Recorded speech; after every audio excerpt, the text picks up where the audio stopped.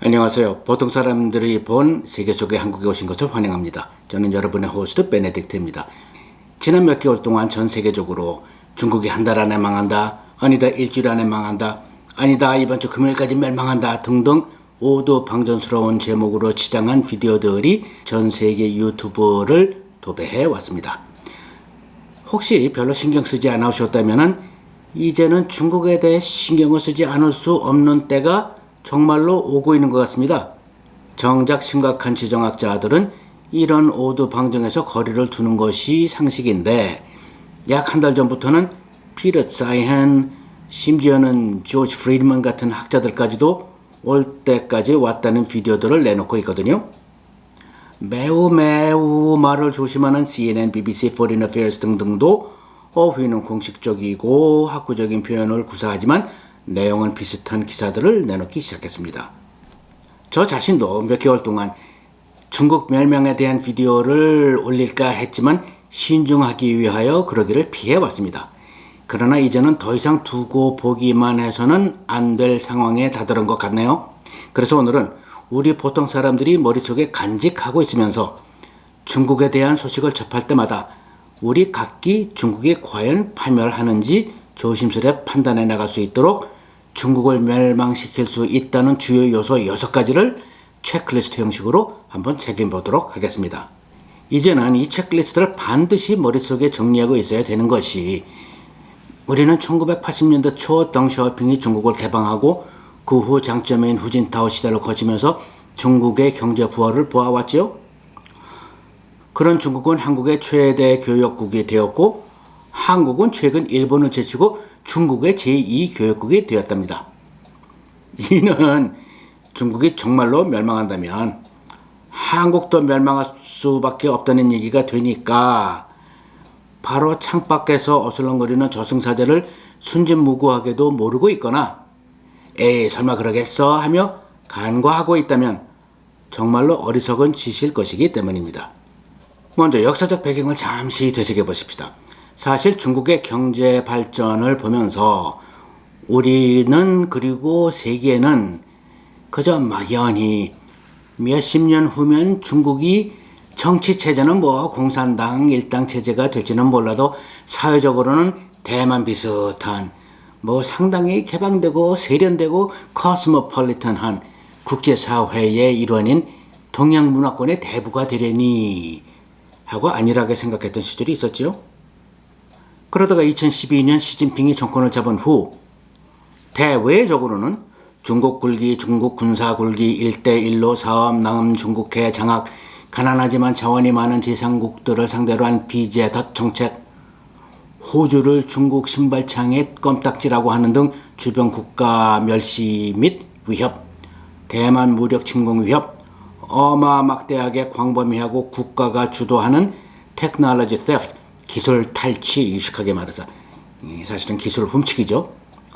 우크라이나를 침공한 러시아와 무제한적 우정 선포, 대내적으로는 점점 더 노골화되어가는 경찰국가, 감시국가, CCP, 중국 공산당, 독재, 시진핑 우상화, 정보 통제, 민족 애국주의 쇠뇌 정책 등등 전개되는 중국의 행동을 보면서 중국이 점점 왜 저래?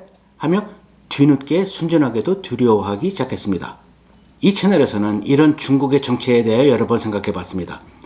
아래 디스크립션에 이전 에피소드들의 링크들을 나열해 보았으니 다시 한번 보시어 우리 보통 사람이 가지고 있는 중국에 대한 생각들 또는 환상을 한번 점검해 볼 필요가 다시 있다는 생각이 듭니다. 자, 그러면 지정학자들이 중국이 정말로 멸망할 수 있다고 계산하게 만드는 중요 요소들을 체크리스트처럼 한번 내려 보십시다. 1번 Demographics, 인구 구조입니다. 현재 중국 인구는 14억이 조금 넘습니다. 이 많은 인구가 싼 임금으로 일하고 싶어 했기 때문에 지난 40년간 중국의 경제가 성장을 했지요. 그런데 우리가 잘 알다시피 중국은 1980년에서 2015년까지 One Child Policy, 한 아이 정책을 폈습니다. 그 결과 그동안 우리는 중국 애들은 모두 지네들이 황제인 줄 안다. 걔네들이 크면 노인들은 누가 살피냐. 남자아이들만 선호하더니 이제는 남자아이들이 여자아이들보다 훨씬 많댄다 등등 강 건너 얘기처럼 들어왔는데 실제로는 중국의 인구 구조의 실상은 사실 큰일이 났습니다. 2022년 올해를 기점으로 중국 인구는 줄어들기 시작합니다. 2100년까지는 중국 인구가 8억 미만으로 떨어진다는 계산이 나온다 합니다. 그러나 이것은 매우 조심스러운 아주 보수적인 학구적인 주장이고요. 근래 중국 정부도 인정한 바에 의하면 하나의 정책 이후, 그러니까 80년대 이후죠. 태어난 중국인 인구를 1억 명 이상 너무 많이 세워왔다는군요. 참 실수도 크게 합니다, 저 나라는. 여기에 fertility rate, 출생률을 보면 중국 전체 출생률은 1.15 있는데 도심 지역의 경우에는 0.7에 불과하답니다. 이것은 세계적으로도 유명한 우리 한국의 1.08도 밑도는 수치지요. 인구를 유지하기 위한 출생률 2.1에는 현재에 못 미치는 수치고요. 이것만이 아닙니다. gender imbalance, 성 불균형을 보면 남존여비 문화의 나라의 하나의 정책을 펴다 보니 중국에는 현재 남자가 여자보다 3,500만 명이 많다고 합니다. 한국의 총인구가 5,200만 명인 것을 비교해 볼 때 실로 어마어마한 비극이 아닐 수 없습니다. 이런 데이터들을 바탕으로 다수 인구 통계학자들과 지정학자들은 21세기 중반을 넘어서면 고작 3, 40년 후입니다. 중국 인구가 지금의 60% 수준으로 줄어들 수밖에 없고 인구 피라미드를 볼 때 인구 분포도 노년층이 매우 큰 것이어서 평균 연령도 일본보다도 높아지 멀어서 사실 인구 통계학자들은 이런 중국의 앞날을 계산해 볼 모델조차 없다면서 어이없어 하고 있더라고요. 경제 상황은커녕 경제 규모를 지탱할 사람들이 없어진다는 것이죠. 즉 경제와 국력의 현상 유지가 절대적으로 불가능하게 된다는 것입니다. 반면 미국을 보면 출생률이 현재 약 1.8이고 완만한 상향 곡선을 그리고 있으며 더구나 미국은 아직도 세계 각지에서 수많은 사람들이 무슨 수를 써서라도 이민 가서 일하고 살고 싶어하는 나라이기 때문에 미국의 전체 인구는 현재 3억 3,500만에서 2050년경까지는 3억 7천만 정도로 늘어날 것으로 계산하고 있습니다. 어느 나라가 뜨는 나라고 어디가 지는 나라인지가 극명히 갈리고 있다고나 하겠습니다. 둘째 요소는 중국의 소프트 파워가 최악에 다다랐고 이것은 중국의 경제를 무너뜨린다는 개념입니다. 앞에서도 나열해 보았듯이 중국의 신흥 부자 졸부적인 모습, 한국에서도 벨기에 대사의 중국인 부인이 한 행동 기억하시죠?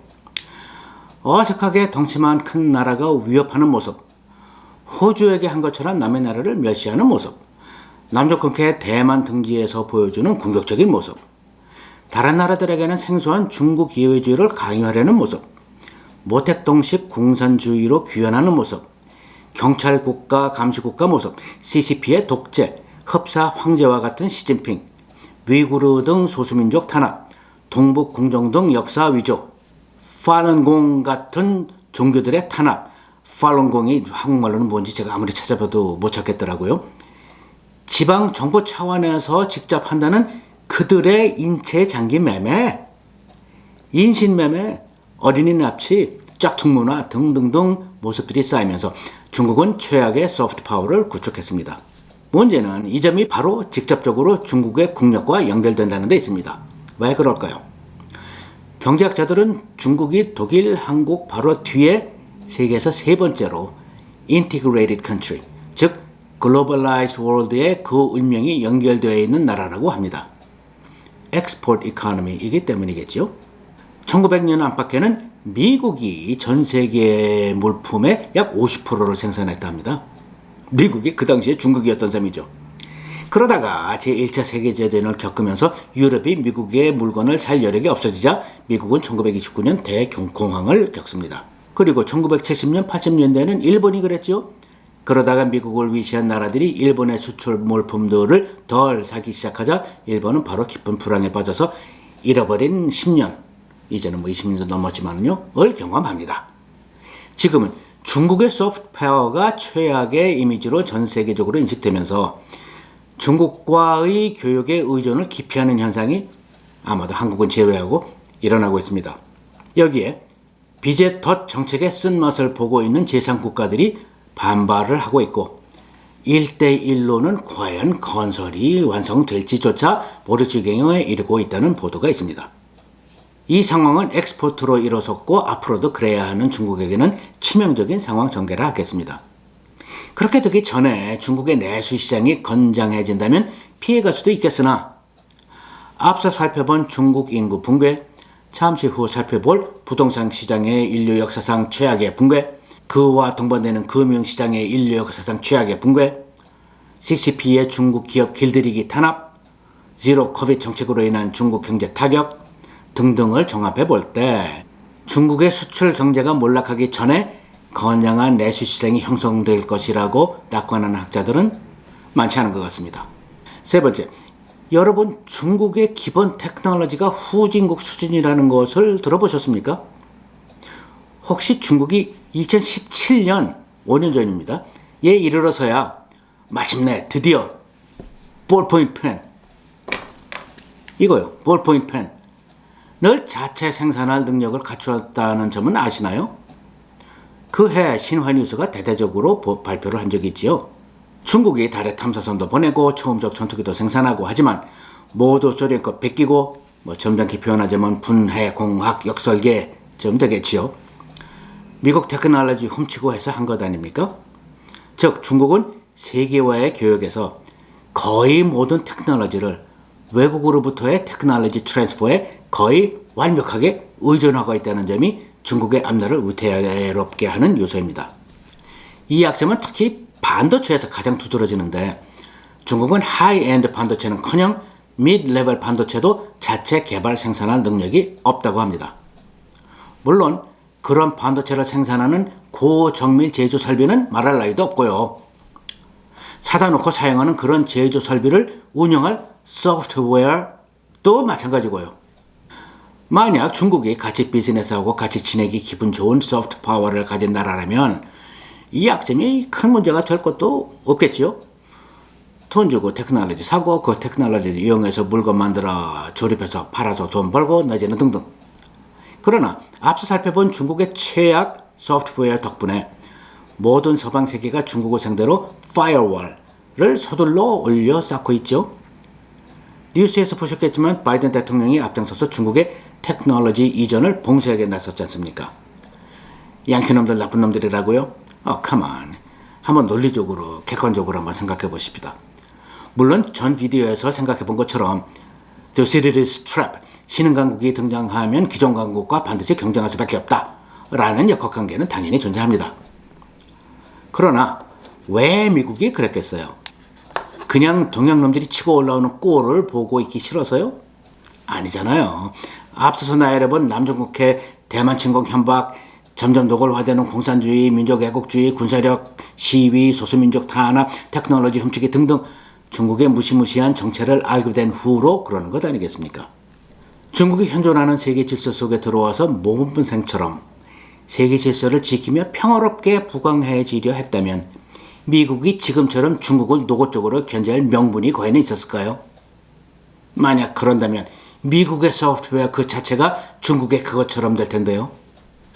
본론으로 돌아와서 테크놀로지 트랜스퍼 봉쇄 상황이 지속된다면 수출 국가인 중국의 경제와 국력은 짧은 시간 안에 치명적인 타격을 받고 무너질 수밖에 없다는 것이 많은 지정학자, 경제학자들의 의견 견해인 것입니다.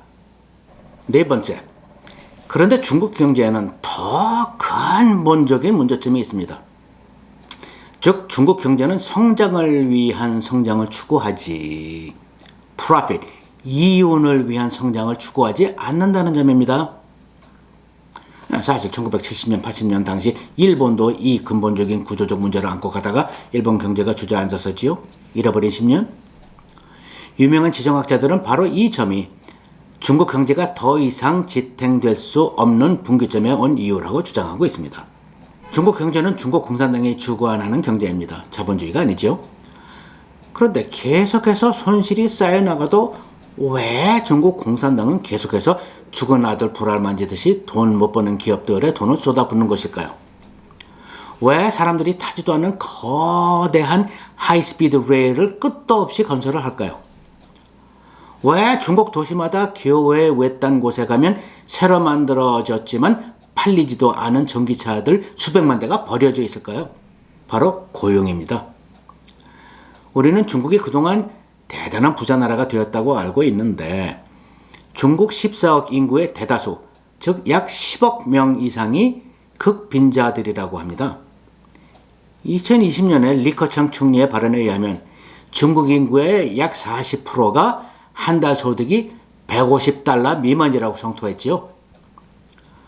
이 사람들의 고용을 유지해서 생활이 가능하게 해주지 않으면 중국 공산당이 가장 궁극적으로 두려워하는 social unrest, 사회 불안, 즉 중국 공산당 일당 체제가 삼국지에 나오는 황건적 봉기 같은 민족 봉기에 의해 붕괴될 수 있기 때문입니다. 그래도 그동안 벌어놓은 게 있는데 싶지요. 프린팅 머니, 화폐 발행 또는 돈 찍어내기라고 하지요. 중국 정부도 매년 프린팅 머니를 하는데 2021년 한 해에 1.35 트릴리언 달러서 1 빌리언 달러가 1조 원이지요. 그러니까 1350조가 되나요? 한국의 2022년 국가 예산이 607조니까 약 2배가 되는 금액이네요. 제 계산이 맞나요? 너무 큰 금액들이라. 미국이 1년에 약 190조를 프린트하는데 거의 7배가 되는 금액입니다.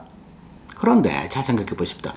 달러는 전 세계 통용 화폐이므로 미국 한 나라가 찍어내도 전 세계가 흡수를 하지만 중국 renmin비는 아니지요.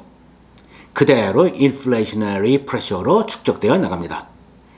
그리고 중국의 국가 부채는 4,490조 원으로서 중국 노미널 GDP의 약 20% 이상을 차지한다고 합니다. 보수적인 숫자라요. 언제까지 돈을 찍어내고 빚으로 돈 못 버는 중국 경제를 지탱할 수 있을까요? 지정학적 경제학들은 조만간 더 이상 지탱할 수 없는 분기점에 갈 수밖에 없다고 주장하고 있습니다. 일부 학자들은 이미 도달했다고 주장하고도 있고요. 다섯 번째, 부동산 시장과 금융 시장의 붕괴입니다. 중국에는 현재 다 지어놓고 난리모르지만 잠시 후 들여다보겠습니다. 사람이 살지 않는 빈 집이 6,500만 세대라 합니다. 한국 인구보다 많아요. 감히 상상이 가세요? 또한 학교, 컨벤션 센터, 상하수도 등등 모든 것을 갖추어 놓아서 수십만 수백만이 살 수 있는, 그러나 단 한 명도 살지 않는 유령 도시들이 50개에서 100개가 된다 합니다. 왜 이런 현상들이 생겨났을까요? 첫째는 수요지요. 중국인들은 역사적으로 문화적으로 부동산을 단연코 거의 유일한 투자 수단으로 여기는데 다른 투자 수단들은 자기들도 불신하니까요. 그리고 남자가 여자보다 3,500만 명이나 많다 보니 집을 사놓지 않은 남자는 결혼할 수 있는 확률이 제로라고 합니다. 이런 현실이다 보니 부동산을 향한 수요는 어마어마하다 할 수 있겠죠. 여기에 우리 한국인들에게도 익숙한 선분양제도가 성행한 것이죠. 시행사들은 잘 들어보세요. 1. 공산당 간부들과의 관시를 통해 개발할 땅을 기존의 주민들로부터 강제로 헐값에 빼앗아 확보하고 2. 선분양을 통해 자금 조달을 하고 3. 그 자금을 바탕으로 메zzanine 파이낸싱 등을 비롯한 부동산 금융을 일으키고 이것도 관시를 통해서죠. 4. 관시 덕택에 뇌물을 줘야 하는 금액이 어마어마하니 공사는 당연히 날림으로 하고 우리 성수대교 무너졌을 때 기억나시죠? 5. 이윤을 위한 성장이 아닌 성장을 위한 성장을 계속해야 회사가 존재를 하니 서둘러 다음 프로젝트를 시작하고 이 5단계 악순환이 어마어마한 부동산 수요의 파도를 타고 여기까지 온 것이지요. 이런 비즈니스 모델은 부동산 가격이 계속 상승하는 동안에는 지탱 가능하나 하락하기 시작하는 순간 이 악순환은 순환을 멈춰버리고 마는 것이죠. 일단 새로운 고객들이 선분양에 참여하지 않으니까는요. 그러면서 이 비즈니스 모델은 자폭하게 되고요. 어디서 많이 들어본 비즈니스 모델 같다 생각 들지 않으세요? 맞습니다. 다단계 피라미드 사업인 것입니다. 그리하여 몇 달 전 에버그랜드를 시작으로 중국의 부동산 개발 공사 업체들이 부도나기 시작했습니다. 이 부동산 시장 사태에 앞서 본 것처럼 당연히 금융권도 코가 꽤 있겠죠. 당이 하라는 대로 돈 못 벌고 경쟁력 없는 관영기관 국영사업에 어마어마한 돈을 대출해온 것에 더해서요. 시민들은 급기야 모기지 납부 거부 운동을 벌이고 시중은행들은 고객의 출금 행위를 원천적으로 막고 시민들은 내 돈 내놓으라고 시위하고 자살하고 앞으로 중국의 거의 모든 부동산 개발 공사업체들이 부도 처리될 것이며 많은 금융기관들이 몰락할 것이라는 견해가 지정학자들, 경제학자들 간에 압도적이더군요. 부동산 시장이 중국 GDP의 30%를 차지하고 부동산 관련 대출이 총 대출의 30에서 40%를 차지하는 것이 현실이다 보니 부동산 시장이 몰락한다는 것은 중국 경제 전체를 침몰시킬 것이라는 결론이 나올 수밖에 없다는 것입니다. 그리고 여섯 번째, 뿌리 깊이 사회 어느 구석에나 깔려있는 관시, 부정, 부패, 짝퉁, 사기, 문화. 여러분도 이미 잘 알고 계시겠지만 중국은 소위 토fu 드래그, 두부 찌꺼기 건축물들로 유명합니다. 중국인 자신들에 의하면 거의 모든 빌딩, 도로, 다리 등등 시설들이 그렇다는군요. 너무 날린 공사라 혼자 무너지고 주저앉고 손가락으로 쑤셔도 아파트 빌딩 시멘트 벽이 부슬부슬 부스러지고 그 시멘트 속 철근은 땅에 툭툭 내려치면 뚝뚝 부러지고 또한 중국은 짝퉁 천국이지 않습니까? 석회두부서부터 심지어는 가짜 계란까지. 가짜 계란을 애써서 만드는 것이 어떻게 진짜 계란보다 더 쌀 수 있는지는 저는 잘 모르겠어요. 이런 범문화적 현상을 역사학자, 사회학자들은 다음과 같이 설명합니다. 중국의 1850년에서 1950년 사이 구력의 세기 및 청나라 후반기 무정부 상태를 지나면서 그리고 모택동의 대약진혁명, 문화혁명 등을 거치며 3천만 명 이상이 굶어 죽으면서 나 밥 조금만 주라 그것도 없어 굶어 죽었다는 얘기입니다. 병들어 죽고 뭐 이래서 죽은 게 아니고 3천만 명입니다.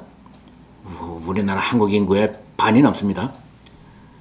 그 후 등소평 등장 이후 돈, 물질 만능주의가 산불처럼 중국을 휩드는 동안 중국이 역사적으로 어느 정도 가지고 있었던 문화적, 사회적, 철학적 그리고 개개인의 가치관이 송두리째 상실되고 소멸되었다는 것이죠.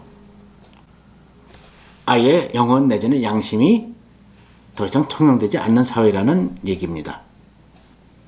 예를 들어 관시, 언뜻 듣기에 좋죠. 인척관계, 선후배 관계, 룸사롱 500번 같이 가본 동서지간 관계.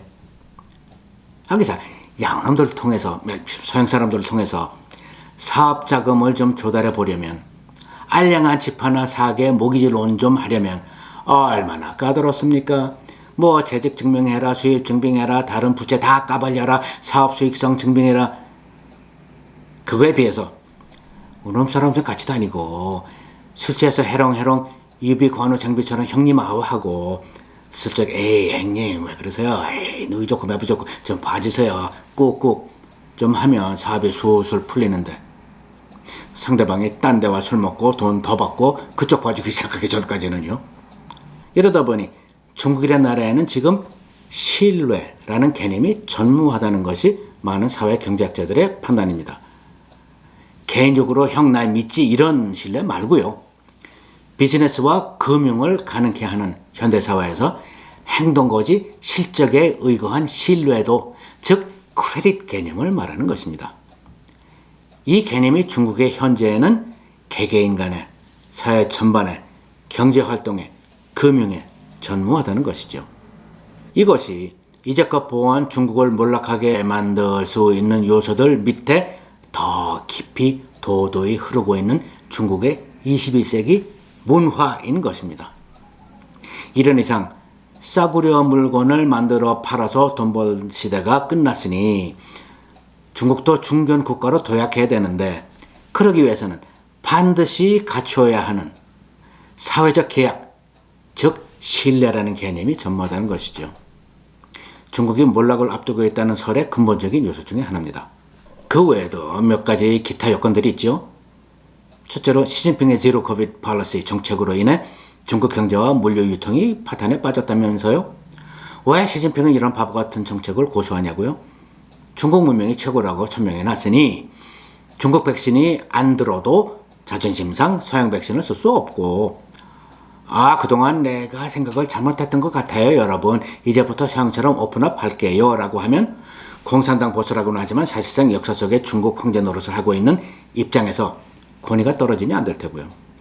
그리고 시진핑의 반기업 정책도 있습니다. 사업가들도 연예들처럼 어느 날 갑자기 쥐도새도 모르게 없어졌다가 수개월 후 갑자기 나타날 때 보면 아주 양순해져서 TV에 나와서는 슬쩍 자기 반성을 하지요. 알리바바의 잭마가 아마 죽고 싶을 겁니다. 즉 CCP가 기업들을 길들이기 하고 있는 것이죠. CCP가 서류장 오너가 아닐지라도 니네 회사의 운영과 행동은 CCP가 시키는 대로 해라 라는 메시지인 것입니다.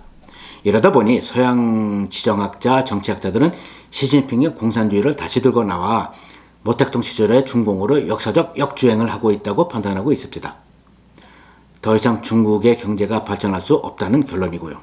그리고 이러다 보니 자본과 고위 인력의 대탈출이 본물 터지듯 일어나고 있다는 보도도 나오고 있더군요. 그런데 중국이 멸망한다는 말이 무슨 말일까요? 지구상에서 아예 없어진다는 말은 물론 아니고요. 지구가 인구가 반으로 줄어도 어마어마한 숫자고 자기들 땅은 뭐 그대로 있을 테고요.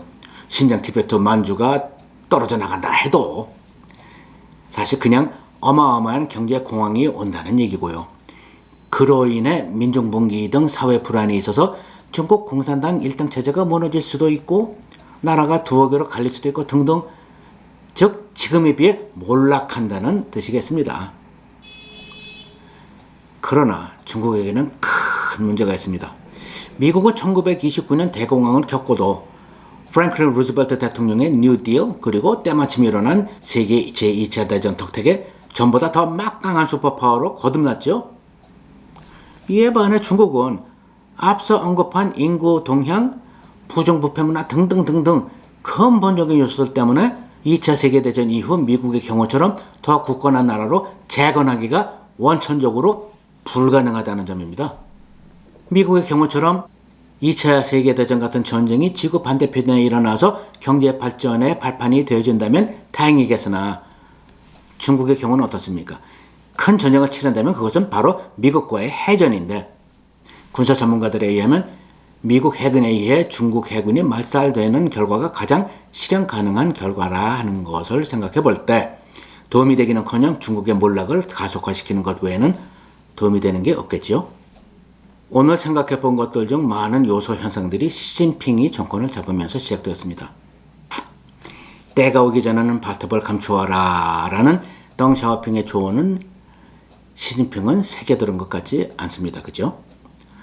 중국을 너무너무 사랑한 나머지 내지는 중국인이라는 것이 너무나도 자랑스러운 나머지 시진핑은 샴페인을 너무 일찍 터뜨린 것일까요? 중국 역사의 최악의 지도자로 남는 것은 혹시 아닐까요? 그렇다면 우리 한국은 어찌해야 할까요? 중국이 한국의 최대 교역국인데 한국은 수출 없이 살 수 없는 나라인데 미국이란 나라가 그 나라의 소프트 파워와 군사력으로 보장해주고 있는 글로벌라이즈드 월드, 아무런 거리낌 없이 어디다 돈 내지 않고 하고 싶은 만큼 전 세계 모든 나라와 교역할 수 있는 글로벌라이즈드 월드, 그거를 미국이 보장해주고 있지 않습니까? 만약에 그것이 없어지면 또는 한국이 무슨 이유에서라도 그 글로벌라이즈드 월드에 접속할 수 없게 된다면 한국 또한 몰락을 하고 마는데요. 한국 정부가 이런 역사적 지정학적 리스크를 연구하고 한국의 앞날을 잘 챙기고 있을까요? 매일 네이버를 들여다보아도 그런 느낌이 좀처럼 들지를 않던데요. 저만 그렇게 느끼는 건가요? 감사합니다. 다음에 뵙겠습니다.